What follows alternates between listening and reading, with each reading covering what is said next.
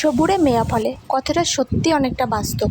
সারাদিন জিভ বের করা কষ্টের পরেও দিনের শেষে যদি তুমি ধৈর্য ধরতে পারো তাহলে দিনের শেষে জয়টা কিন্তু তোমারই হবে। তো হ্যালো গাইস, আমি তাপসী চলে আসলাম নতুন একটা ব্লগ ভিডিও নিয়ে।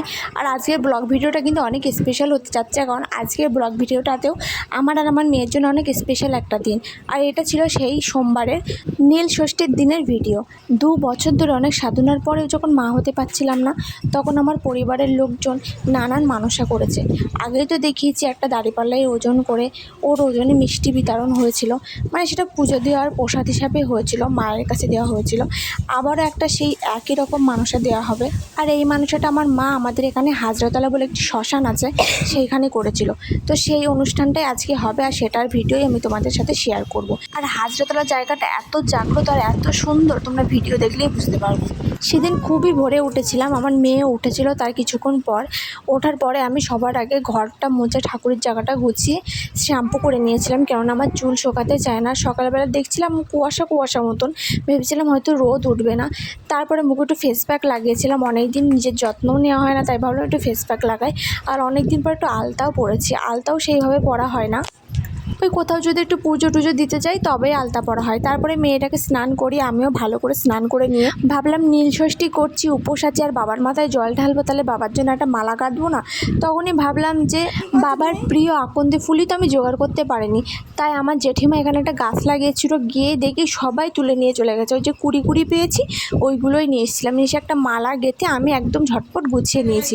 তারপর মেয়ে একটু ঘুমিয়েছিল, মেয়েকেও গুছিয়ে দিয়ে আমরা একদম বেরিয়ে পড়েছিলাম।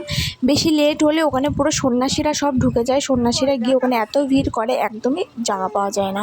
তারপরে মেয়েকে একটু ওজন করে নিয়েছিলাম, এখানে আমাদের একটা বিষের দোকান থেকে ওজন করে নিয়েছিলাম। আগেরবার যা ওজন ছিল তার থেকে একটু ওজনে বেড়েছে মেয়েটা, সেই হিসাবে দেওয়া হবে। আর শুনেছি ঠাকুরতলায় গেলে নাকি বাচ্চাদের ওজন যা করে নিয়ে যাওয়া হয় তার থেকে একটু ওজন সবসময় নাকি বেড়ে যায়।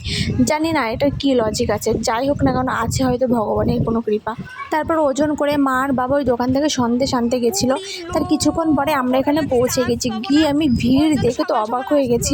আমি বলছি এত ভিড় এই সময়ের মধ্যে হয়ে গেল, কি করে ওখানে গিয়ে সব কিছু কমপ্লিট করবো, কি করে একটু শান্ত মন শান্ত করে বাবার মাথায় জল ঢালবো, কী করে একটু পুজো দেবো।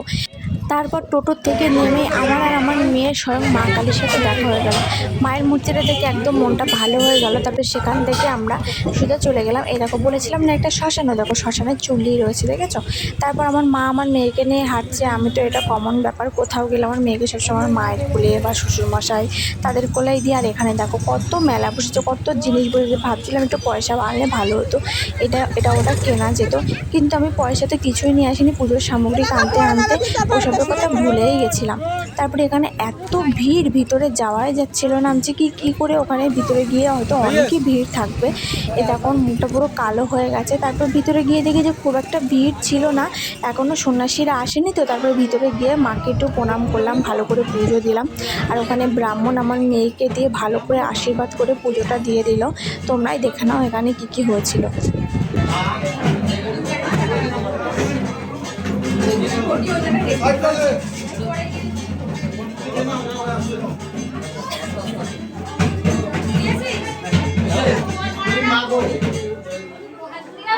এই ভক্তের মনের বাসনা পূর্ণ করেছে, তোমার কাছে যা চেয়েছে তাই হয়েছে, এবং তোমাকে আনন্দ করে সবাই মিলে মার বাচ্চার শান্তিতে আশীর্বাদ করো। মার কোলে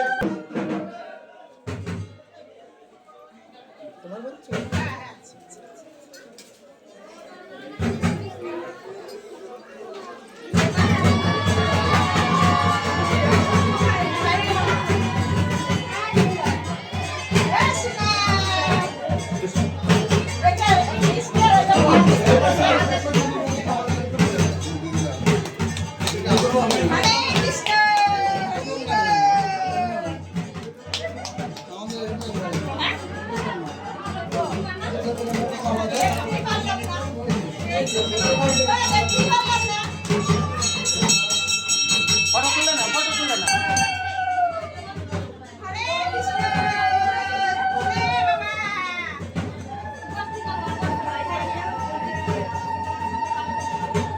তারপর আমি আর আমার মা কালীমাকে একটু পূজন দিয়ে নিয়েছিলাম। তারপরে ওই পাশে শিবলিঙ্গ ছিল, সেটাতে জল ঢালতে চলে গিয়েছিলাম। সেখানে আমি একটুও ভিডিও করতে পারি না, কারণ ওই পাশটা প্রচণ্ড ভিড় ছিল।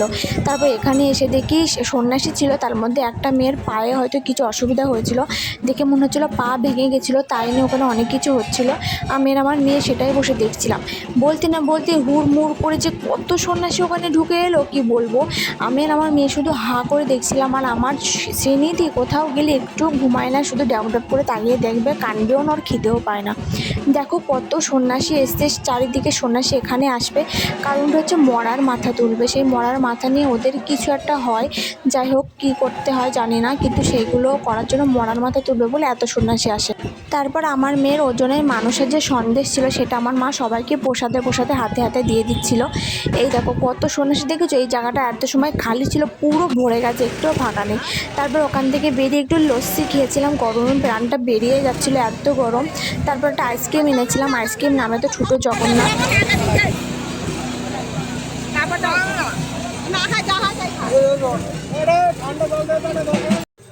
তারপরে আখের রস খেলাম, 20 টাকা নিয়েছিল, লস্যিটাও 20 টাকা, এটাও 20 টাকা। এগুলো খেয়েই না আমার পেট ভরে গিয়েছিলো। আমার আখের রস, লস্যি এগুলো খেয়েছিলাম, কারণ গরমের মধ্যে একটু জল জাতীয় জিনিস খেতে ইচ্ছা করছিলো, আর সকাল থেকে উপোস ছিলাম তো ওই জন্য এগুলোই খেলাম।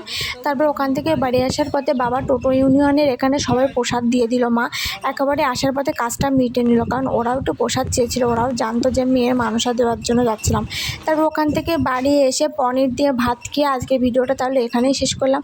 আর আমার মেয়ের মানুষের ভিডিও কেমন লাগলো অবশ্যই জানিও। তো টাটা বাই বাই সবাইকে।